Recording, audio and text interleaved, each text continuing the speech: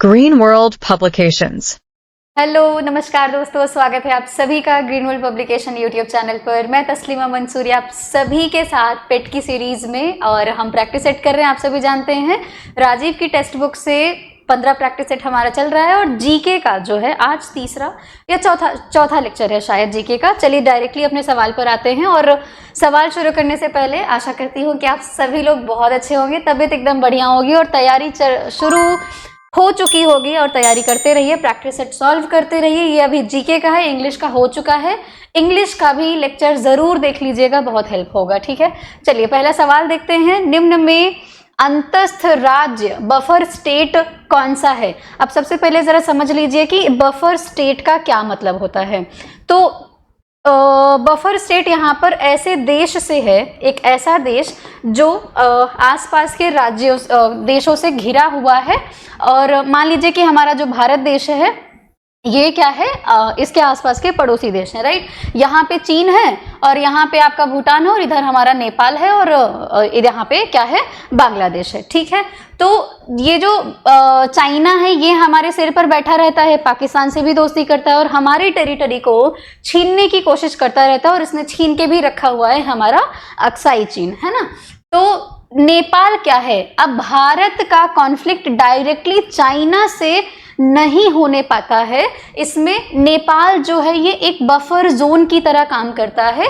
यानी कि नेपाल क्या करता है, इन दोनों के बीच में एक कह सकते हैं कि दीवार की तरह काम करता है, कि चाइना डायरेक्टली हमारे टेरिटरी में घुस नहीं सकता है अगर वो नेपाल की तरफ से आना चाहे तो। पाकिस्तान ऊपर बैठा हुआ है, पाकिस्तान हमारा दुश्मन है, तो ये तो डायरेक्टली हमारे सिर पर बैठ जाता है। तो इस डायरेक्शन में अगर आप देखेंगे, ईस्ट साइड में अगर आप थोड़ा सा देखेंगे नॉर्थ ईस्ट की तरफ, तो नेपाल जो है ये एक बफर स्टेट की तरह काम करता है। ठीक है, बफर स्टेट का मतलब समझ में आ गया क्या होता है। यहाँ पर जो ऑप्शंस हमारे पास हैं, जो भी हमारे पड़ोसी देश हैं, उसमें नेपाल जो है वो बफर स्टेट की तरह काम करता है।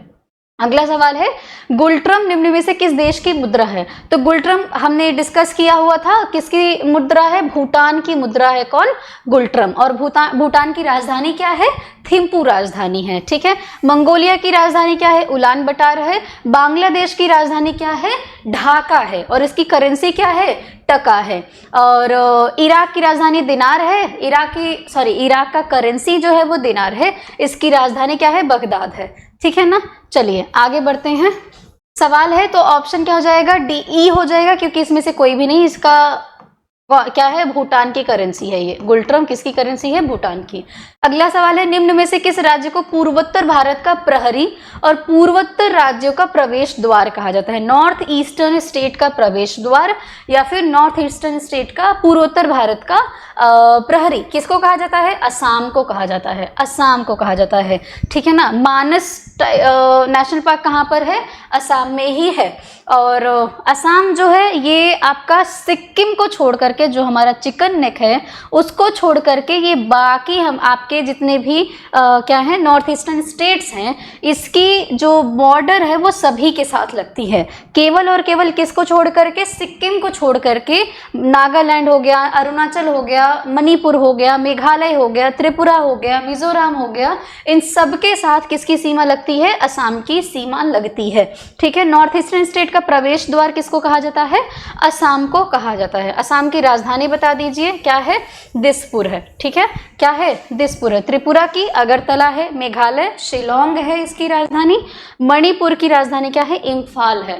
ठीक है, क्या है? इम्फाल है। नॉर्थ ईस्टर्न स्टेट की राजधानियां आपको पता होनी चाहिए। 7 सिस्टर्स का नाम आप याद रखेंगे। सिक्किम को छोड़ करके बाकी जो आपके नॉर्थ ईस्टर्न स्टेट है वो आपके कहाँ पर आते हैं? 7 सिस्टर्स में कंसिडर किए जाते हैं। ठीक है, राज्यसभा का गठन पहली बार कब किया गया था? तो 3 अप्रैल 1952 को राज्यसभा का गठन किया गया था। इसको काउंसिल ऑफ स्टेट बोला गया था। 1954 में इसको राज्यसभा नाम दिया गया था। अंतर्राष्ट्रीय महिला दिवस कब मनाया जाता है? तो 8 मार्च को अंतर्राष्ट्रीय महिला दिवस मनाया जाता है। निम्न में से भारत रत्न पुरस्कार से सम्मानित प्रथम व्यक्ति, तो भारत रत्न जो है वो प्रथम व्यक्ति कौन है? 1954 में डॉक्टर सर्वपल्ली राधाकृष्णन जी को मिला था। सी राजगोपालाचारी के साथ में डॉक्टर सर्वपल्ली राधाकृष्णन को भारत रत्न, पहली बार भारत रत्न से सम्मानित पहले व्यक्ति जो हैं वो सर्वपल्ली राधाकृष्णन है। यूरोपियन यूनियन का मुख्यालय कहाँ पर है? ब्रुसेल्स, बेल्जियम में है यूरोपियन यूनियन का मुख्यालय। आप मुझे बताएंगे कौन कौन से ऐसे इंटरनेशनल ऑर्गेनाइजेशंस हैं जिनका मुख्यालय जिनेवा में है। आप कमेंट बॉक्स में लिखिएगा। जीके का पहला जो प्रीवियस ईयर का जो लेक्चर है उसमें मैं आपको इम्पॉर्टेंट जो क्या कहते हैं कि इंटरनेशनल ऑर्गेनाइजेशंस हैं जिनका हेडक्वार्टर जिनेवा में है वो मैं बताई हुई हूँ। ठीक है, प्रीवियस ईयर भी देख लीजिएगा जरूर से, फिर उसके बाद प्रैक्टिस सेट पे आइएगा। विजय स्तंभ जो है राणा कुंभा ने बनवाया था। कहाँ पर? चित्तौड़गढ़ में। कहाँ पर? चित्तौड़गढ़ में विजय स्तंभ है, राणा कुंभा ने इसको बनवाया हुआ था। बिहू कहाँ का प्रसिद्ध नृत्य है? कल हमने फोक डांसेस के बारे में देखा हुआ था, तो बिहू जो है वो असम का नृत्य है। हिंदुस्तान एरोनॉटिक्स लिमिटेड का मुख्यालय, हिंदुस्तान एरोनॉटिक्स लिमिटेड का मुख्यालय जो है वो कहाँ है? बेंगलुरु में है। कहाँ पर है? बेंगलुरु में है। ठीक है, हिंदुस्तान एरोनॉटिक्स लिमिटेड का मुख्यालय बेंगलुरु में है। अंतर्राष्ट्रीय दिव्यांग दिवस, अंतर्राष्ट्रीय दिव्यांग दिवस जो है ये 3 दिसंबर को मनाया जाता है। कब मनाया जाता है? 3 दिसंबर को मनाया जाता है। उच्चतम न्यायालय में न्यायाधीशों की नियुक्ति किसके द्वारा की जाती है? तो जो आपके जजेस हैं सुप्रीम कोर्ट के या हाई कोर्ट के वो अपॉइंट होते हैं। सुप्रीम कोर्ट के जजेस जो हैं वो अपॉइंट होते हैं किसके द्वारा? राष्ट्रपति के द्वारा। किसके द्वारा? राष्ट्रपति के द्वारा। ठीक है ना, supreme court and high court दोनों के ही जजेस किसके द्वारा अपॉइंट होते हैं? राष्ट्रपति के द्वारा अपॉइंट किए जाते हैं। इसमें ऑप्शन ई हो जाएगा। किस संविधान संशोधन द्वारा संविधान में पंथ निरपेक्ष secular, Indian form of secular जो है पंथ निरपेक्ष, साथ ही साथ अखंडता और समाजवाद, ये 3 शब्द जो हैं ये आपके प्रस्तावना में जोड़े गए थे 42वें संविधान संशोधन, 42वां कॉन्स्टिट्यूशनल अमेंडमेंट हुआ था 1976 में। उस टाइम पर हमारे जो प्रस्तावना है उसमें ये 3 शब्द जोड़ा गया था, पंथ निरपेक्ष जोड़ा गया था, अखंडता जोड़ा गया था और समाजवाद जोड़ा गया था। ओरिजिनली संविधान में कौन कौन से शब्द थे? तो ओरिजिनली संविधान में शब्द था, भारत क्या है हमारा? सोशलिस्ट, सॉवरेन,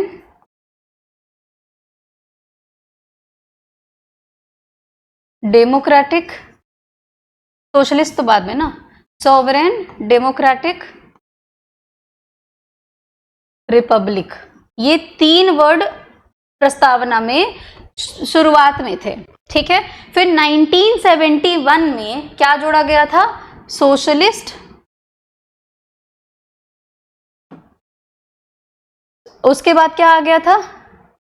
सेक्युलर,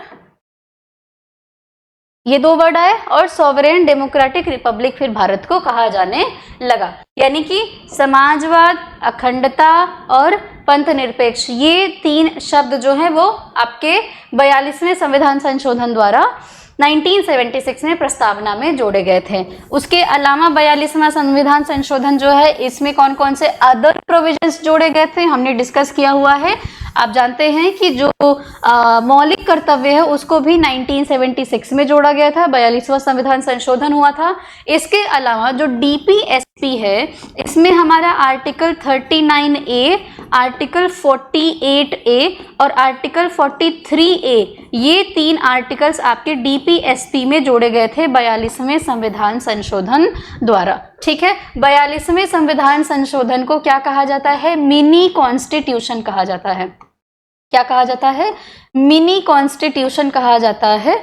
ठीक है, क्योंकि इन्होंने ही इसी के द्वारा, इंदिरा गांधी के टाइम पर यह संविधान संशोधन हुआ था, कई सारे संविधान में चेंजेस लाए गए थे। तो ऑप्शन कौन सा हो जाएगा? ऑप्शन 42वां संविधान संशोधन, ऑप्शन ए करेक्ट हो जाएगा। ठीक है। 44वें संविधान संशोधन द्वारा क्या किया गया था, जो हमारे पास संपत्ति का अधिकार था, हमारा फंडामेंटल राइट था संपत्ति का अधिकार, इसको कानूनी अधिकार बना दिया गया। आर्टिकल 31 ए जो है इसको चेंज करके आर्टिकल 31 सी जो है इसको चेंज करके क्या किया था, 300 ए में इसको रख दिया गया था। ठीक है, कानूनी अधिकार बना दिया गया था। अगला, दिए गए विकल्पों में गलत कथन का चयन कीजिए। इसमें पूछ रहा है कि गलत कथन कौन सा है। भारतीय संविधान संघात्मक होते हुए केंद्रीकरण की प्रवृत्ति रखता है। बहुत एनालिटिकल टाइप के भी क्वेश्चन बनाया गया है, हो सकता है पूछ ले, फिर जैसे एग्जाम में भी कोई भरोसा नहीं है। बहरहाल इसका मतलब क्या है, कह रहा है कि संघात्मक का मतलब क्या है कि भारतीय संविधान जो है ये फेडरल स्ट्रक्चर की बात करता है। फेडरल स्ट्रक्चर का मतलब क्या है कि पावर को, शक्तियों को बांटा जाएगा। तो हमारे यहाँ पर शक्तियों को राज्यों एवं केंद्र के बीच में बांटा गया है। ठीक है, इसके बावजूद केंद्रीकरण की प्रकृति दिखती है। सेंट्रलाइज्ड पावर जो है वो कहीं ना कहीं केंद्र के पास ज्यादा है, ये बात बिल्कुल ठीक है। इसीलिए भारतीय संविधान को क्वाज़ाई फेडरल स्ट्रक्चर माना जाता है। ठीक है ना, जो हमारा शासन प्रणाली है। आपातकालीन परिस्थितियों में यह पूर्णतः एकात्मक स्वरूप धारण कर लेता है। बिल्कुल, हमारे यहाँ जो शासन प्रणाली है, जब आपातकाल की स्थिति होती है, स्पेशली कौन सी आपातकाल, राष्ट्रीय आपातकाल होती है जब, और या फिर क्या कहते हैं उसको, राष्ट्रपति शासन जब लगता है, उस समय पर क्या होता है कि एकात्मक स्वरूप धारण कर लेता है। यानी कि केंद्र सरकार के पास में काफी ज्यादा पावर आ जाती है कि वो राज्यों के विषय पर भी शासन कानून बना सकता है, राज्यों के विषय पर भी कानून बना सकता है, और आपातकाल हटने के बाद भी वो कानून लागू रह सकते हैं। ठीक है, ये पावर आ जाती है केंद्र के पास में। तीसरा ऑप्शन क्या है, यानी बी ऑप्शन भी करेक्ट है। तीसरा ऑप्शन कह रहा है कि यह स्वरूप में संघवाद तथा प्रकृति में एकात्मक है। बिल्कुल ये वही फर्स्ट स्टेटमेंट की बात कर रहा है, तो तीसरा भी सही है।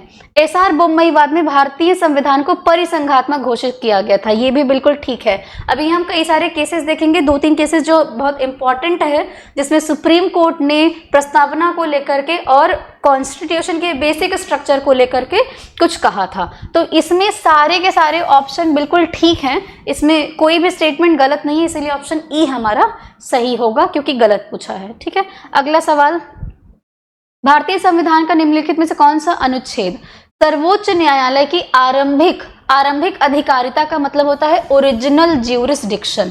ठीक है ना, ओरिजिनल ज्यूरिसडिक्शन, यानी ओरिजिनली क्या कहते हैं कि सुप्रीम कोर्ट के पास में ये अधिकार है कि वो सर्टेन केसेस को देख सकता है। ठीक है, तो ये है हमारा कौन सा आर्टिकल, आर्टिकल 131 आर्टिकल है जो ओरिजिनल ज्यूरिसडिक्शन की बात करता है। ठीक है, और क्या है, आर्टिकल 137 में क्या कह रहा है कि सुप्रीम कोर्ट अपने ही जजमेंट को रिव्यू कर सकता है, यानी कि अपने पुराने जजमेंट को सुप्रीम कोर्ट क्या कर सकता है, उसको पुनः देख सकता है, रिव्यू कर सकता है। आर्टिकल 133 किसकी बात कर रहा है, अपीलेट ज्यूरिसडिक्शन की जो बात की गई है वो किसमें कहा गया है, अपीलीय क्षेत्राधिकार की जो बात है वो आर्टिकल 133 में कहा गया है। रिसेंटली 2 आर्टिकल बहुत ही इंपॉर्टेंट रहे हैं, इन 2 आर्टिकल्स को जानना बहुत जरूरी है हमारे लिए। आर्टिकल 142 यानी अनुच्छेद 142 और अनुच्छेद 143। आर्टिकल 142 सुप्रीम कोर्ट को कंप्लीट जस्टिस की पावर देता है, सुप्रीम कोर्ट को कंप्लीट जस्टिस की पावर देता है। यानी अगर किसी रीजन की वजह से सुप्रीम कोर्ट को ऐसा लगता है कि न्याय नहीं हो पा रहा है, कुछ प्रोविजंस लागू नहीं हो पा रहे हैं, तो सुप्रीम कोर्ट उस केस में आर्टिकल 142 को यूज करते हुए कंप्लीट जस्टिस की बात कर सकता है, यानी कि न्याय दे सकता है, फैसला सुना सकता है। इसी के तहत फिर आर्टिकल 143 आ जाता है, राष्ट्रपति के पास में पावर होती है कि वो किसी विशेष कानून के लिए सुप्रीम कोर्ट से सलाह ले सकता है। राष्ट्रपति के पास पावर होती है कि वो किसी विशेष कानून के लिए सुप्रीम कोर्ट से सलाह मांग सकता है। कौन से आर्टिकल को यूज करते हुए? आर्टिकल 143 को यूज करते हुए। आर्टिकल 143 क्लॉज 1 भी होता है, आर्टिकल 143 क्लॉज 2 भी होता है। इतनी डिटेल में नहीं जाएंगे, हो सकता है शायद इतना डिटेल ना पूछे, यूपीएससी जैसे एग्जाम्स में इतना डिटेल में सवाल पूछता है। तो फिलहाल बस इतना याद रखना है कि राष्ट्रपति जो है आर्टिकल 143 के तहत में सुप्रीम कोर्ट से सलाह मांग सकता है विशेष कानूनी प्रोविजंस को लेकर के। ठीक है, इसके अलावा और एक चीज जाननी है कि सुप्रीम कोर्ट जो है दूसरे केस में, जो दूसरा केस होता है, स्पेशली जो कॉन्स्टिट्यूशन में कुछ प्रोविजंस लिखे गए हैं, जब राष्ट्रपति उनकी व्याख्या करने के लिए सुप्रीम कोर्ट से कहता है, तब सेकेंड केस में यानी कि आर्टिकल 143 क्लॉज 2 में सुप्रीम कोर्ट बाधित होता है राष्ट्रपति को सलाह देने के लिए। जो पहला केस होता है कि जो साधारण कानूनों को लेकर के या किसी विवाद को लेकर के जब राष्ट्रपति सलाह मांगते हैं, तो सुप्रीम कोर्ट उस केस में सलाह देने के लिए बाध्य नहीं होता है। लेकिन दूसरा एक और चीज क्या है कि राष्ट्रपति सुप्रीम कोर्ट की सलाह, जो भी सुप्रीम कोर्ट सलाह देता है, राष्ट्रपति उस सलाह को मानने के लिए बाध्य नहीं है। ठीक है, तो ठीक है, सलाह मिल गई, मैं मानूं या ना मानूं वो मेरी मर्जी है, राष्ट्रपति ऐसा कहते हैं। ठीक है, और आर्टिकल 141 क्या कह रहा है? जो भी कानून सुप्रीम कोर्ट पास कर रहा है, बनाने का अधिकार तो सुप्रीम कोर्ट के पास नहीं है, बट जो भी फैसले होते हैं सुप्रीम कोर्ट के, वो लोअर कोर्ट्स पर लागू होना कंपलसरी होता है, ऐसा लिखा गया है, आर्टिकल 141 में लिखा गया है। ठीक है, आर्टिकल 133 क्या कह रहा है? अपीलेट ज्यूरिसडिक्शन है, अपीलीय क्षेत्राधिकार है। 137 में क्या है कि वो अपने ही जजमेंट को रिव्यू कर सकता है। आर्टिकल 131 में क्या है? आपका आरंभिक अधिकारिता यानी कि अधिकारिता यानी कि ओरिजिनल ज्यूरिसडिक्शन की बात करता है। 4-5 आर्टिकल हमने सुप्रीम कोर्ट से रिलेटेड देख लिया हुआ है। 2 आर्टिकल और बहुत इंपॉर्टेंट है। 124 में सुप्रीम कोर्ट के कॉन्स्टिट्यूशन की बात करता है, यानी 124 में सुप्रीम कोर्ट के निर्माण की बात करता है। आर्टिकल 129 जो है ये कहता है कि सुप्रीम कोर्ट जो है वो कोर्ट ऑफ रिकॉर्ड है, यानी कि इसके फैसले को नजराना क्या कहते हैं, एग्जाम्पल के तौर पर दिखाया जा सकता है। ठीक है ना, देखा जा सकता है। चलिए अगला सवाल। कूट की सहायता से सही विकल्प का चयन कीजिए। प्रधानमंत्री ग्रामोदय योजना जो है ये 2000 में आया था, सही है। रोजगार गारंटी योजना जो है ये 2006 में आया हुआ था। ठीक है, और राष्ट्रीय स्वास्थ्य मिशन 2005 में आया। इंद्रधनुष योजना टीकाकरण से रिलेटेड है, 2015 में आया हुआ था। तो दूसरा छोड़ के बाकी सब सही हैं, तो 1, 3 और 4 ऑप्शन सी करेक्ट हो जाएगा। जब राष्ट्रीय आपातकाल की घोषणा की जाती है तो भारतीय संविधान का निम्नलिखित में से कौन सा आर्टिकल स्वतः निलंबित हो जाता है, खुद से ही निलंबित हो जाता है, उसके लिए कानून पारित करने की आवश्यकता नहीं होती है? तो ये है आर्टिकल 19। इसमें 6 प्रकार के अधिकार की बात की गई है, और जो आपका right to freedom of speech and expression से रिलेटेड है, वाक एवं अभिव्यक्ति की स्वतंत्रता जो है, ये क्या होता है, जब आर्टिकल 352 इफेक्टिव होता है तो उस समय पर आर्टिकल 19 जो है स्वतः ही समाप्त हो जाता है। किसके, कौन से आर्टिकल के तहत? आर्टिकल 358 के तहत। यानी कि आर्टिकल 358 में ये बात लिखी गई है कि जैसे ही राष्ट्रीय आपातकाल जो है वो इफेक्टिव होता है, तो जो फंडामेंटल राइट है आर्टिकल 19 के तहत, freedom of speech and expression, ये स्वतः ही निलंबित हो जाएगा। एक और चीज बात करता है, बाकी फंडामेंटल राइट पर क्या असर पड़ेगा ड्यूरिंग इमरजेंसी, बाकी फंडामेंटल राइट पर क्या असर पड़ेगा? तो आर्टिकल 359 में लिखा गया है कि आर्टिकल 20 और 21 को छोड़ते हुए, यानी यहाँ पर ये 21 है और ये 20 है, तो 20 और 21 को छोड़ करके ये कभी भी निलंबित नहीं होंगे। चाहे नेशनल इमरजेंसी है, चाहे प्रेसिडेंट रूल लगा हुआ है, चाहे फाइनेंशियल इमरजेंसी है, किसी भी कंडीशन में आर्टिकल 20 और 21 को निलंबित नहीं किया जाएगा। इसके अलावा जितने भी आपके आर्टिकल्स होते हैं वो आर्टिकल 359 के तहत निलंबित किए जाएंगे। और 358 में लिखा गया है कि ये स्वतः जैसे ही जिस दिन से राष्ट्रीय आपातकाल लागू होता है आर्टिकल 19 निलंबित हो जाता है। अच्छा, आर्टिकल 17 में क्या बात किया गया है, जो अनटचेबिलिटी का प्रोविजन है, किसी भी तरीके से छुआछूत की प्रैक्टिस नहीं की जाएगी। अगर कोई भी छुआछूत की प्रैक्टिस करता है तो ये दंडात्मक अपराध माना गया है आर्टिकल 17 के तहत। यही एक ऐसा आर्टिकल है जो सजा की बात करता है, आपराधिक कानून लागू करता है आर्टिकल 17। किसी अंतरराष्ट्रीय संगठन द्वारा कौन से अंतरराष्ट्रीय संगठन द्वारा women's business and law report 2024 जारी किया गया है? ये है वर्ल्ड बैंक। कौन है ये? World bank. करंट अफेयर का क्वेश्चन है ये। चलिए खैर, जल जीवन मिशन योजना किस वित्तीय वर्ष के केंद्रीय बजट में, जल जीवन मिशन कौन से वित्तीय वर्ष के केंद्रीय बजट में लागू किया गया था? ये है 2021-22 के बजट में जल जीवन मिशन को लाया गया था। उपभोक्ता संरक्षण अधिनियम कब लागू किया गया था? 1986 में उपभोक्ता संरक्षण अधिनियम को लागू किया गया हुआ था। भारत की राष्ट्रीय अर्थव्यवस्था का सबसे बड़ा स्रोत कौन सा है? तो सबसे ज्यादा जो इकोनॉमी जनरेट होती है वो सेवा क्षेत्र से होती है, ठीक है। उसके बाद द्वितीय क्षेत्र से होता है सेवा क्षेत्र, तृतीय क्षेत्र में आता है, उसके बाद प्राइमरी क्षेत्र से आता है, ठीक है। हालांकि ज्यादा रोजगार, यानी कि देखने में तो ऐसा लगता है कि ज्यादा से ज्यादा लोग प्राथमिक क्षेत्र में इन्वॉल्व हैं, लेकिन इकोनॉमी ज्यादा जनरेट नहीं हो पाता है प्राथमिक क्षेत्र से। अच्छा, अगला सवाल, निम्नलिखित में से कौन सा केरल की संस्कृति रंगभूमि कला का एक रूप है? ये हमारा डांस है कुडियट्टम। कौन सा डांस है? कुडियट्टम। मोहिनी अट्टम भी केरल का ही डांस है, ठीक है। अगला सवाल है, किस रेखा से पता चलता है कि अक्साई चीन जो है अक्साई चीन भारत का हिस्सा है? तो जॉनसन सीमा रेखा खींची गई थी। ये जॉनसन सीमा रेखा बॉर्डर लाइन जो है ये दिखाता है कि अक्साई चीन जो है वो भारत का हिस्सा है, ठीक है। जबकि ये मैकडोनल्ड सीमा रेखा जो है ये दिखाता है कि अक्साई चीन जो है वो चाइना का हिस्सा है।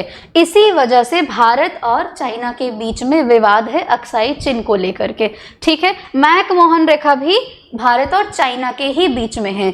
अक्साई चीन की तरफ क्या खींचा गया है? एक लाइन खींची गई है, यही जब विवाद चल रहा था, LAC line of actual control जो है ये अक्साई चीन के बीच में खींची गई है, ठीक है। अभी ये विवाद चल ही रहा है। भारत जॉनसन सीमा रेखा को मानता है जबकि चाइना मैकडोनल्ड सीमा रेखा को मानती है। भारत और पाकिस्तान के बीच में कौन सी सीमा रेखा है? रेड क्लिफ है। कौन सी है? रेड क्लिफ है, ठीक है। और भारत और बांग्लादेश के बीच में कौन सा है? वही रेड क्लिफ है। दक्षिणी रेलवे जोन का मुख्यालय कहाँ है? दक्षिणी रेलवे जोन का मुख्यालय जो है ये है आपका चेन्नई में। कहाँ पर है? चेन्नई में। कोलार की खदान, 18 रेलवे जोन है, कुछ रेलवे जोन का मुख्यालय पूछता है, थोड़ा सा देख लीजिएगा। कोलार की खदानें कहाँ है? कर्नाटक में। कोलार की खदानें कर्नाटक में है, सोने की खदानें हैं ये, ठीक है। Kolar gold mines, KGF movie थोड़ी बहुत इसी के ऊपर बनी हुई है। कर्नाटक, ये कोलार कहाँ है? कर्नाटक में, ठीक है। और इसमें से कोई भी ऑप्शन सही नहीं है। निम्नलिखित में से कौन सा राज्य राजस्थान का लोक नृत्य है जो यूनेस्को की अमूर्त सांस्कृतिक विरासत सूची में शामिल है? ये है कालबेलिया। कौन सा डांस है? कालबेलिया जो है ये राजस्थान का लोक नृत्य है, इसको यूनेस्को की अमूर्त सांस्कृतिक विरासत में शामिल किया गया है। अच्छा, एक और इसमें से इस ऑप्शन में एक डांस है जो कि यूनेस्को की अमूर्त सांस्कृतिक विरासत में शामिल है, ये है छाऊ डांस। छाऊ कहाँ पर किया जाता है? ये आपका झारखंड, ओडिशा और पश्चिम बंगाल का जो क्षेत्र है यहाँ पर ये डांस किया जाता है। वसंत ऋतु में ये डांस किया जाता है और ये डांस मुखौटा वगैरह लगा करके किया जाता है। एक्चुअली इस डांस का जो थीम होता है वो महाभारत और रामायण पर बेस्ड होता है। कथाएं कहते हैं, कहानियां नृत्य के जरिए दिखाते हैं, महाभारत और रामायण पर ये बेस्ड है। छाऊ डांस को यूनेस्को की अमूर्त सांस्कृतिक विरासत की सूची में 2010 में इसको शामिल किया गया था। कब शामिल किया गया था इसको? 2010 में। कुचिपुड़ी शास्त्रीय नृत्य है, कहाँ का है ये? आंध्र प्रदेश का है। कथक शास्त्रीय नृत्य है, कहाँ का है ये? उत्तर प्रदेश का, या कह सकते हैं कि नॉर्थ इंडिया का जो डांस है वो कथक है, स्पेशली उत्तर प्रदेश। पंजाब केसरी लाला लाजपत राय ने सर्वप्रथम कांग्रेस के किस अधिवेशन में भाग लिया था? तो इलाहाबाद का जो चौथा आईएनसी का संस्करण हुआ था, सेशन हुआ था, इसमें लाला लाजपत राय जी ने सर्वप्रथम हिस्सा लिया था। इसकी अध्यक्षता कौन किया था? जॉर्ज यूले ने। ये पहले यूरोपीय थे, जॉर्ज यूले। ठीक है, चलिए पहला अधिवेशन कब हुआ था? 1885 में व्योमेश चंद्र बनर्जी ने इसकी अध्यक्षता की थी। कहाँ हुआ था? मुंबई में हुआ था। ये बनारस का जो सेशन हुआ था 1905 में। 1905 बड़ा इंपॉर्टेंट समय है। इसी समय पर बंगाल विभाजन किया गया था। लॉर्ड कर्जन ने बंगाल विभाजन का, लॉर्ड कर्जन कर्जन ने बंगाल विभाजन की घोषणा की थी। ठीक है ना, घोषणा कब की थी? 19 जुलाई को कर्जन ने बंगाल विभाजन की घोषणा की और 16 अक्टूबर को बंगाल को विभाजित कर दिया गया, पश्चिमी बंगाल और पूर्वी बंगाल में। ठीक है, उसके बाद 7 अगस्त 1905 को, ये सब 1905 में हो रहा है, 7 अगस्त 1905 को स्वदेशी आंदोलन चलाया गया था। ठीक है, जब बंगाल विभाजन हुआ तो इसके विरोध में बंग भंग आंदोलन भी चलाया गया था। उसी समय पर बनारस में अधिवेशन होता है। इसकी अध्यक्षता कौन करते हैं? गोपाल कृष्ण गोखले इसकी अध्यक्षता करते हैं। लाहौर अधिवेशन में ही जवाहरलाल नेहरू इसकी अध्यक्षता करते हैं और वो 1930 में पूर्ण स्वतंत्रता की घोषणा करते हैं कि हम 1930 तक पूर्ण स्वतंत्र हो जाएंगे। पूर्ण स्वतंत्रता की घोषणा करते हैं। कौन से अधिवेशन में करते हैं? 1930 में करते हैं। सूरत विभाजन जो है, सूरत विभाजन नहीं, सूरत का आईएनसी सेशन होता है, इसमें कांग्रेस का विभाजन हो जाता है गरम दल और नरम दल में। ठीक है, अगला सवाल, इंग्लैंड में कांग्रेस के प्रचार के लिए इंडिया नामक पत्र का प्रकाशन किसके द्वारा किया गया था? इंग्लैंड में कांग्रेस के, यानी कि इंडियन नेशनल कांग्रेस के प्रचार के लिए भारतीय राष्ट्रीय कांग्रेस की ब्रिटिश कमेटी बनाई गई थी विलियम वेडरबर्न की अध्यक्षता में। उसी समय पर इंडिया नामक पत्रिका का प्रकाशन किया गया हुआ था। लंदन में ही इंडिया हाउस की स्थापना की थी श्यामजी कृष्ण वर्मा ने। लंदन में इंडिया हाउस की स्थापना कौन की थी? श्यामजी कृष्ण वर्मा ने किया हुआ था। निम्न कथनों पर विचार कीजिए, नीचे दिए गए कूट की सहायता से सही उत्तर का चयन कीजिए। सही उत्तर पूछा है। कांग्रेस के उदारवादी नेताओं का मानना था कि हम संवैधानिक तरीके अपनाकर भारत को आजाद करा सकते हैं। हाँ, उदारवादी नेता तो ऐसे ही थे, वो प्रार्थना करना और ये सारी चीजें करना। उदारवादी नेताओं को अंग्रेजों की न्यायप्रियता पे पूर्ण विश्वास था। बिल्कुल सही बात है। उदारवादी नेता प्रार्थना पत्रों, प्रतिवेदन, स्मरण पत्रों आदि के माध्यम से औपचारिक सरकार के समक्ष अपनी मांगे रखते थे। हाँ, इनका यही तरीका था डिमांड्स रखने का। ठीक है, तो ऑप्शन सभी करेक्ट हैं। हमारा हो जाएगा ऑप्शन डी हो जाएगा। निम्नलिखित कथनों पर विचार कीजिए, नीचे दिए गए कूट की सहायता सही उत्तर पहचानना है। एल्गिन टू ने कहा था कि हमने भारत को तलवार के बल पर जीता था और तलवार के बल पर ही अधीन रखेंगे इसको। डफरिन जो है, इसी के समय पर आईएनसी का फॉर्मेशन हुआ था। इसने कांग्रेस को अल्पमत का प्रतिनिधित्व करने वाली संस्था कहा था। हाँ, इसी ने तो बोला था और इसी भूल में इसने बनने भी दिया हुआ था। कर्जन ने कहा था कि कांग्रेस का महल भरभरा रहा है, भारत में रहते हुए मेरी यह इच्छा है कि उसके शांतिपूर्ण मृत्यु में सहयोग करें। ये सारी बातें सही हैं। स्टेटमेंट पूछ सकता है तो ये बिल्कुल सही सारे के सारे स्टेटमेंट्स हैं। चौथा स्टेटमेंट कह रहा है कि 7 अगस्त 1905 को बंगाल विभाजन की घोषणा की गई थी। अभी हमने डिस्कस किया कि 19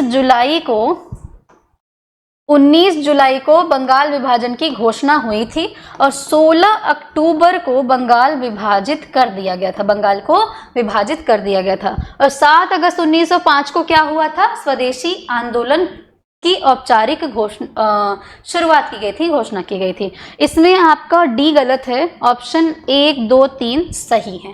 ठीक है, चलिए। कोलकाता विश्वविद्यालय की प्रथम महिला स्नातक जिन्होंने कांग्रेस अधिवेशन को संबोधित किया था, यह है कादम्बिनी गांगुली। ठीक है, भारत की पहली महिला क्या कहते हैं कि ग्रेजुएट हैं कादम्बिनी गांगुली। इन्होंने कलकत्ता क्या कहते हैं कि कांग्रेस को संबोधित किया था। ठीक है, बीना दास जो है इन्होंने क्या किया था, अपनी ग्रेजुएशन की डिग्री लेते हुए इन्होंने एक ब्रिटिश अध्यक्ष को क्या किया था, मार दिया हुआ था।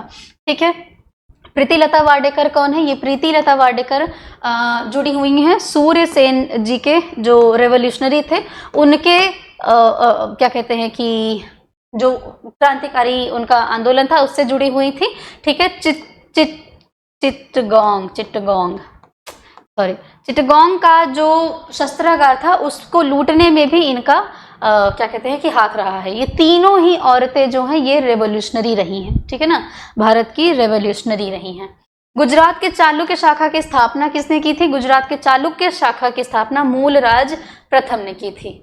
ठीक है, आगे आ जाइए। उड़ीसा के मंदिरों में गर्भगृह की संख्या, गर्भगृह जो है वो देउल बोलते हैं उसको। ठीक है, और जो चौकोर स्थान होता है जहाँ पे लोग खड़े होकर के पूजा अर्चना करते हैं वो है मुख मंडपम। क्या है, मुख मंडपम।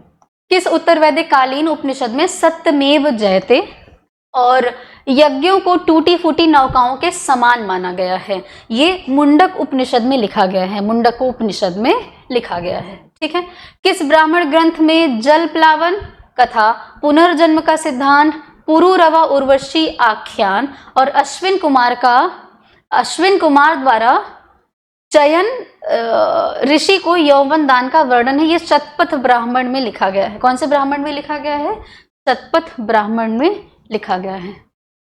अगला सवाल है, सर्वोच्च न्यायालय द्वारा घोषित निर्णय अथवा पहले दिए गए आदेश पर पुनर्विचार की शक्ति, ठीक है ना, रिव्यू करना, पुनर्विचार की शक्ति संविधान के किस अनुच्छेद में दी गई है, तो ये क्या है, आर्टिकल 137 में दिया गया है। आर्टिकल 129 में बता चुकी हूँ, कोर्ट ऑफ रिकॉर्ड की बात करता है। ठीक है, अगला सवाल आ जाइए। और आर्टिकल 138 क्या है कि सुप्रीम कोर्ट का ज्यूरिसडिक्शन जो है वो, यानी इसका क्षेत्राधिकार बढ़ाया जा सकता है, और ये कौन करेगा, पार्लियामेंट करेगी। पार्लियामेंट के पास पावर दी गई है कि अगर संसद उचित समझे तो वो सुप्रीम कोर्ट का क्षेत्राधिकार बढ़ा सकता है। क्षेत्राधिकार बढ़ाने का मतलब क्या है कि सुप्रीम कोर्ट एक सर्टेन सीमा तक ही केसेस को देख सकता है, अपील सुन सकता है, तो अगर क्षेत्राधिकार संसद चाहे तो वो बढ़ा सकता है।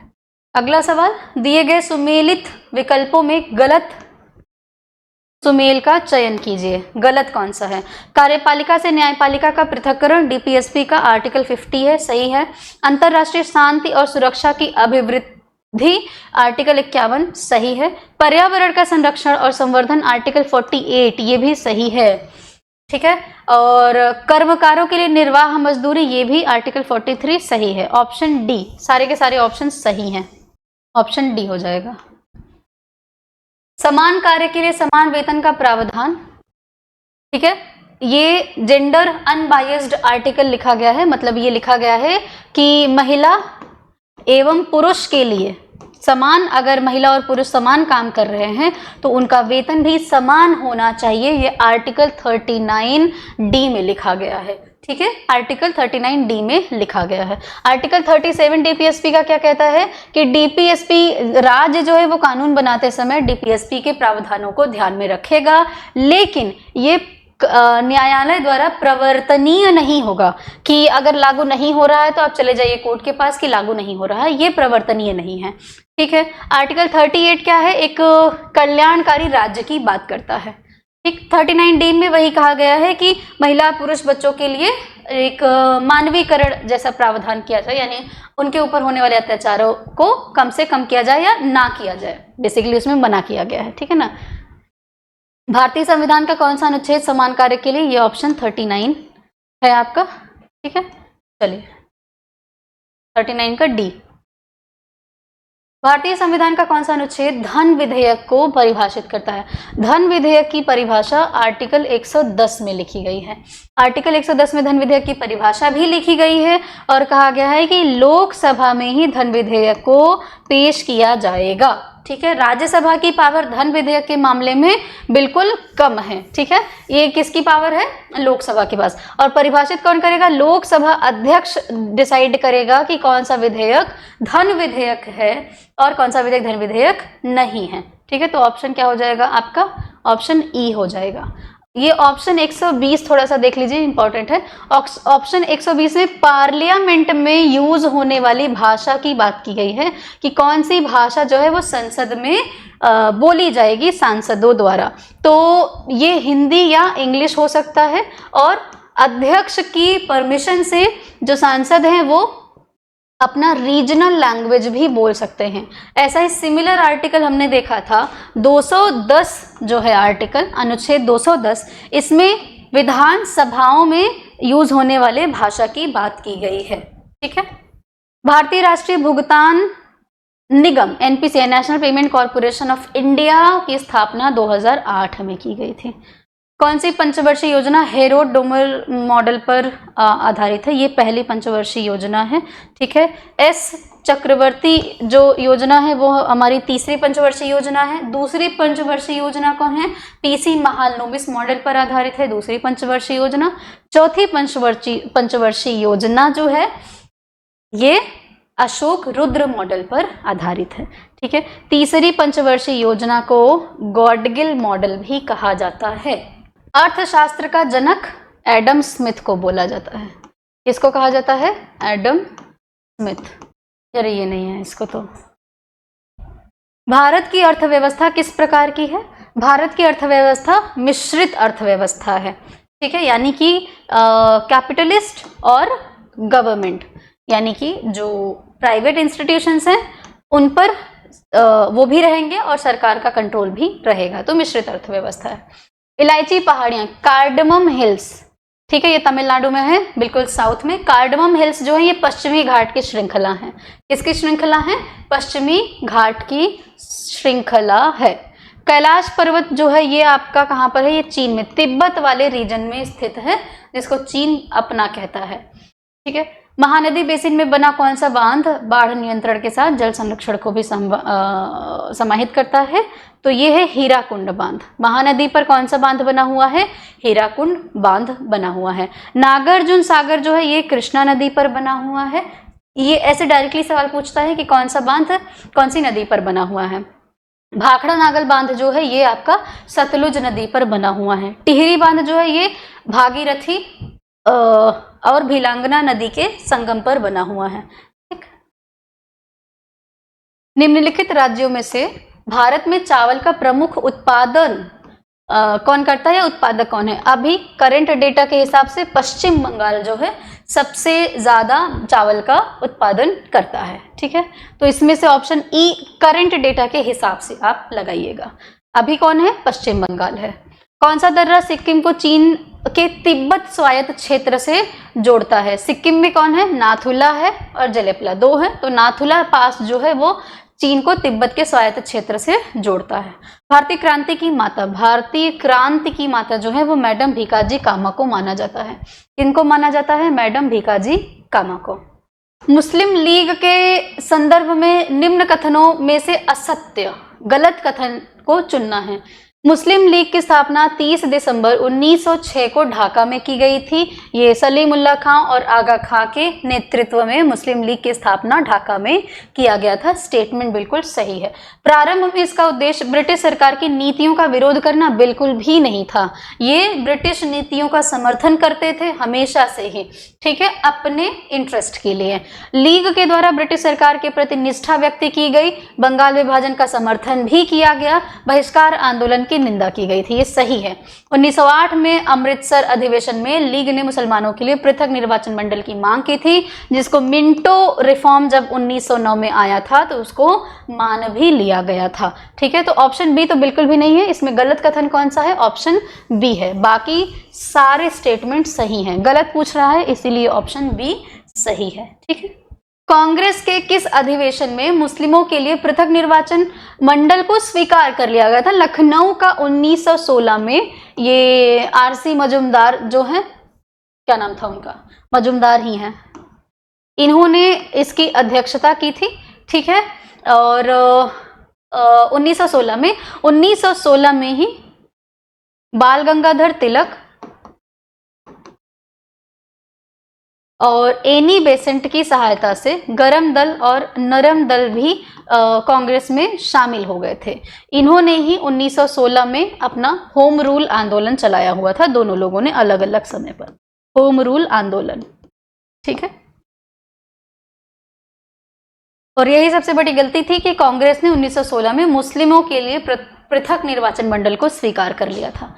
त्रिपुरी कांग्रेस अधिवेशन 1939 में सुभाष चंद्र बोस जी जो थे वो त्रिपुरी अधिवेशन में विजयी हुए थे, क्योंकि निर्वाचन के हिसाब से उस समय पर अध्यक्ष को चुना गया था। तो सुभाष चंद्र बोस जी जीते हुए थे, लेकिन इन्होंने त्याग पत्र दे दिया था। उसके बाद कांग्रेस के अध्यक्ष कौन चुने गए थे? डॉक्टर राजेंद्र प्रसाद जी हैं, जो डॉक्टर राजेंद्र प्रसाद हैं, वो आईएनसी के अध्यक्ष बने थे। कब? जब सुभाष चंद्र बोस जी ने क्या किया था? त्याग पत्र दे दिया हुआ था।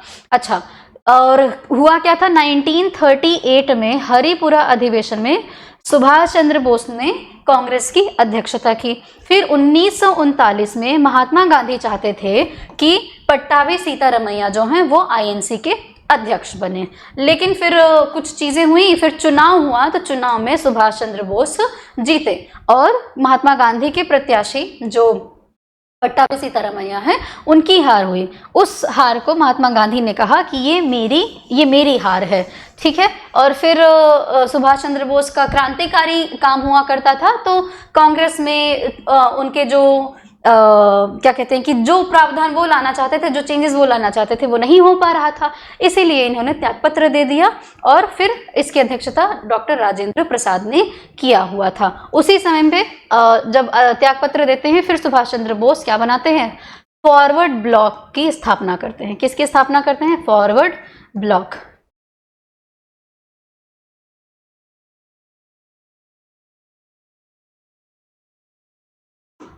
किस कांग्रेस अध्यक्ष ने कांग्रेस के अधिवेशन में राष्ट्रगीत वंदे मातरम का विरोध किया था? ये थे मौलाना मोहम्मद अली, ठीक है। इन्होंने 1923 में काकीनाडा में हुआ था किसका अधिवेशन? आईएनसी का अधिवेशन हुआ था आंध्र प्रदेश में।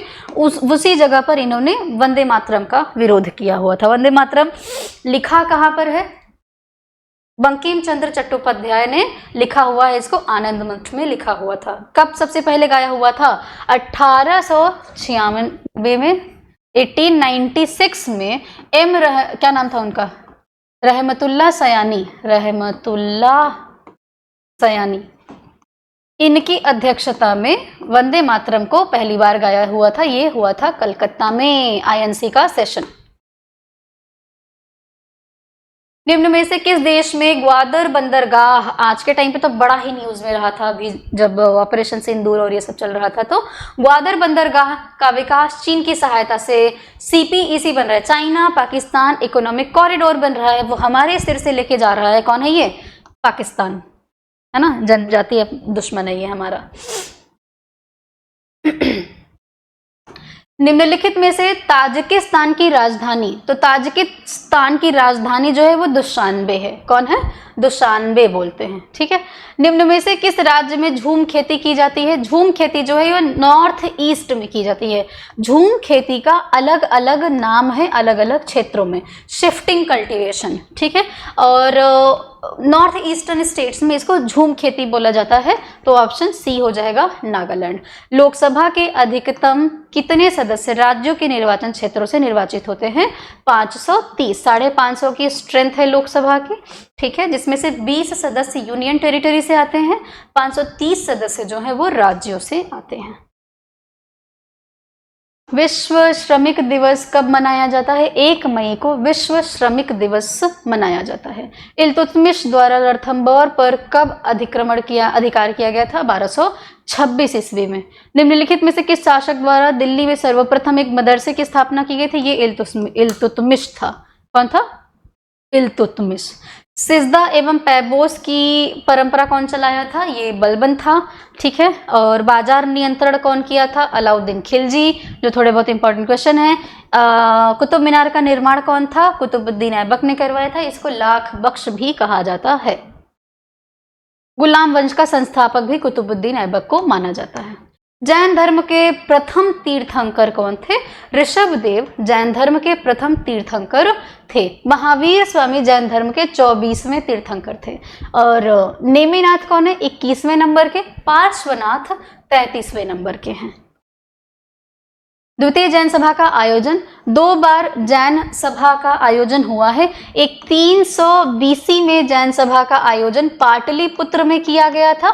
उसके बाद 512 ईस्वी में, पाटलिपुत्र ये है, उसके बाद 512 AD में गुजरात के वल्लभी में जैन धर्म का काउंसिल होता है, जैन धर्म की सभा आयोजित की जाती है। तो दूसरा पूछ रहा है, ये हो जाएगा वल्लभी, गुजरात में। अशोक के अधिकांश शिलालेख कौन सी भाषा में लिखे गए? ज्यादातर इस अशोक के शिलालेख जो हैं वो प्राकृत भाषा में लिखे गए हैं। ठीक है। कोणार्क मंदिर जो है ये उड़ीसा पुरी में है। कहाँ पर है? उड़ीसा पुरी में है। घूमर किस राज्य का नृत्य है? घूमर है राजस्थान का। घूमर कहाँ का नृत्य है? राजस्थान का। दक्षिण एशियाई सार्क, कल ही हमने डिस्कस किया था। सार्क जो है association of south east Asian regional cooperation का जो है south east Asian regional cooperation का जो संगठन है, इसका हेडक्वार्टर काठमांडू में है। ढाका में 1885 में 1985 में ढाका में इसका क्या कहते हैं, संगठन बनाया गया था।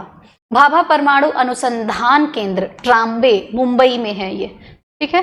प्रथम भारतीय नोबेल पुरस्कार विजेता रविन्द्रनाथ टैगोर जी को गीतांजलि के लिए 1913 में नोबेल पीस प्राइज मिला था। और ये कौन से क्षेत्र में मिला था? साहित्य के क्षेत्र में मिला था। 6 क्षेत्र हैं नोबेल पुरस्कार मिलने वाले। क्या गणित के क्षेत्र में साहित्य पुरस्कार दिया जाता है? आप सभी जानते हैं, बताइएगा हाँ या नहीं। और वो 6 क्षेत्र कौन से हैं वो भी नाम लिख करके बताइए। चलिए, ये तो थे सवाल। अब जरा हम देख लेते हैं, कुछ एडिशनल पॉइंट्स देख लेते हैं जहां से सवाल पूछ सकता है। ये शिफ्टिंग कल्टीवेशन का अलग अलग नाम है। ये भारत में झूम खेती को अलग अलग क्षेत्रों में क्या कहा जाता है, और जो विश्व में अलग अलग रीजन में झूम खेती को क्या कहा जाता है, ये उसका नाम है। ठीक है, आप स्क्रीनशॉट ले लीजिए। और मैं डिस्कस कर रही हूँ झूम खेती। झूमिंग कल्टीवेशन कहाँ पर होता है? नॉर्थ ईस्ट में। नॉर्थ ईस्ट में असम, नागालैंड, मणिपुर, ये सभी में। ठीक है। पामलू इसको कहाँ कहा जाता है? मणिपुर में। दीपा जो है इसको कहा जाता है छत्तीसगढ़, अंडमान निकोबार में। बेवार या दहिया झूम खेती का ही नाम है। मध्य प्रदेश में इसको दहिया बोलते हैं। पोडू या पेंडा आंध्र प्रदेश में बोलते हैं। पामा डाबी, ठीक है, या ब्रिंगा, इसको ओडिशा में बोलते हैं। कुमारी वेस्टर्न घाट्स में। वाल्ट्रे कहाँ पे बोला जाता है? राजस्थान में। खिल हिमालयन बेल्ट में। कुरवा झारखंड में। झारखंड का याद रखिएगा, खिल याद रखिएगा, और ये पोडू पेंडा याद रखिएगा, और पोमलू याद रखिएगा। झूमिंग आप जानते ही हैं, ये इंपॉर्टेंट है। ठीक है।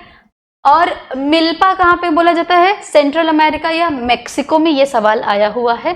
लडांग झूमिंग खेती का ही नाम है, इंडोनेशिया, मलेशिया वाले रीजन में। और रोका मतलब झूमिंग का ही नाम है, रोका, ब्राजील में। ठीक है। और रे इसको कहा जाता है वियतनाम में। बाकी ठीक है, 2-4 याद रखेंगे। अगला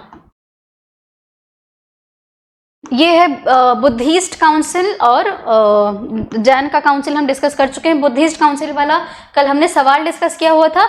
4 बुद्धिस्ट काउंसिल अलग अलग टाइम पर हुए हैं। थोड़ा सा देख लेते हैं कि कौन कब हुआ था और क्या हुआ था उसमें। तो पहला बुद्धिस्ट काउंसिल जो हमारा हुआ है, यानी बुद्ध की जो सभा हुई थी आफ्टर हिज डेथ, 483 BC में हुआ था। सब करने वाला कौन है? कौन से शासक के समय पर हुआ था? ये अजात शत्रु है। और कौन सी वंश का ये शासक है? हर्यंक वंश का शासक है ये। ठीक है। इसके चेयरमैन कौन थे? महाकश्यप इसके चेयरमैन कौन थे? कहां पर हुआ था? ये राजगृह में हुआ था। राजगृह में ये हुआ था। ठीक है। ज्यादा डीप में नहीं जाएंगे, बस इतना ही आप याद रखिएगा। सेकेंड बुद्धिस्ट काउंसिल कब हुआ था? 383 BC में हुआ था, और ये वैशाली में हुआ था। काला शोक के समय हुआ था। किसके समय में? काला शोक, शिशुनाग वंश का ये शासक था। कहाँ? इसके अध्यक्ष कौन है? सबाकामी। कौन है? सबाकामी। ये चीजें आप याद रखिएगा। थर्ड बुद्धिस्ट काउंसिल कब हुआ था? 250 BC में हुआ था। अशोक ने करवाया था पाटलिपुत्र में। ठीक है। और अशोक मौर्य डायनेस्टी का है, और मोगलीपुत्र तिस इसके कौन है? अध्यक्ष। चौथा वाला 98 एडी में हुआ था, कनिष्क के समय में हुआ था ये, ठीक है। कुषाण डायनेस्टी का ये रूलर है। कहां पर? कुंडलवन, कश्मीर में हुआ था। वसुमित्र कौन है इसके चेयरमैन, और अश्वघोष इसके वाइस चेयरमैन हैं। इतना डिटेल आप थोड़ा सा रखेंगे याद। चलिए, ये तो खैर ये 5th ईयर प्लान है, स्क्रीनशॉट लेना है तो ले लीजिए, आप देख लीजिएगा। ये 5th ईयर प्लान है। ये हमने, हाँ, ये कॉन्स्टिट्यूशनल के कुछ सुप्रीम कोर्ट में केसेस थे जो हमने अभी डिस्कस किया था। थोड़ा सा प्रियम्बल को लेकर के कुछ केसेस हुए थे, ठीक है ना। तो देखते हैं। प्रियम्बल गिव्स ग्लिम्स किसके बारे में बात करता है? क्या इंडिया को क्या डिक्लेयर है? सोवरेन, डेमोक्रेटिक और रिपब्लिक देश। इंडिया क्या है? सोवरेन को क्या कहते हैं? संप्रभु, लोकतांत्रिक, गणराज्य है इंडिया, ठीक है ना। उसके बाद इसमें सोशलिस्ट, सेक्युलर 2 टर्म जोड़े गए थे, और उसके बाद में इंटीग्रेटेड टर्म जोड़ा गया था, ठीक है।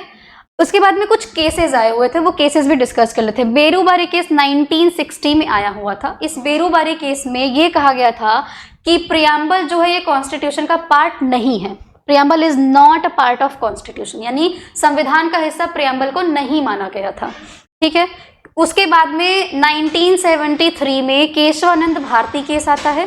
केशवानंद भारती केस में ये कहा जाता है कि प्रियम्बल तो कॉन्स्टिट्यूशन का पार्ट है ही, साथ में बहुत इंपॉर्टेंट चीज आती है कि भाई जो संसद है वो किसी भी तरीके का चेंज कर सकती है, लेकिन आप संविधान के मूल ढांचे को नहीं बदलेंगे। संविधान के मूल ढांचे को मत बदलिए। अब ये मूल ढांचा क्या है, तो हमारे पास आइए, हम बताएंगे मूल ढांचा क्या होता है। बेसिक स्ट्रक्चर ऑफ कॉन्स्टिट्यूशन, आप उसको नहीं बदल सकते हैं। जैसे पंथ निरपेक्ष, भले ही वो प्रियम्बल में बाद में जोड़ा गया था, लेकिन संविधान को जब आप पढ़ेंगे तो उसकी मूल प्रकृति में पंथ निरपेक्ष की बात कही जाती है, उसको आप नहीं बदल सकते हैं। फेडरल सिस्टम जो है कॉन्स्टिट्यूशन में बात की गई है, उसको भी आप नहीं बदल सकते हैं। इसी तरीके से कई ऐसी सारी चीजें हैं जो आप हटा नहीं सकते हैं, क्योंकि ये बेसिक स्ट्रक्चर है, संविधान का मूल है। कब कहा गया था? तो ये केशवानंद भारती केस 1973 में था। उसके बाद LIC ऑफ इंडिया केस आता है 1995 में। इस समय पे भी क्या कहा जाता है कि प्रस्तावना संविधान का पार्ट है, ठीक है, याद रखेंगे। कौन? सिर्फ एक ही केस था, बेरूबारी केस, जिसमें संविधान को, मतलब प्रस्तावना को संविधान का पार्ट नहीं माना गया था, ठीक है। तो आशा करती हूँ कि आपको क्लास समझ में आया होगा, और जो एडिशनल पॉइंट्स हैं भारी नहीं लग रहा होगा। याद कर लीजिएगा, थोड़ा सा रिपीट कर लीजिएगा, स्पीड बढ़ा करके देखिएगा, ठीक है ना। स्पीड बढ़ा करके देखेंगे तो बोरिंग नहीं लगेगा। तो चलिए मिलते हैं नेक्स्ट क्लास में। अपना ख्याल रखिए, और चैनल को सब्सक्राइब कर लीजिए, वीडियो को लाइक कर दीजिए। जो भी फीडबैक है ज़रूर बताइए कॉमेंट बॉक्स में। अपना ख्याल रखिए, धन्यवाद।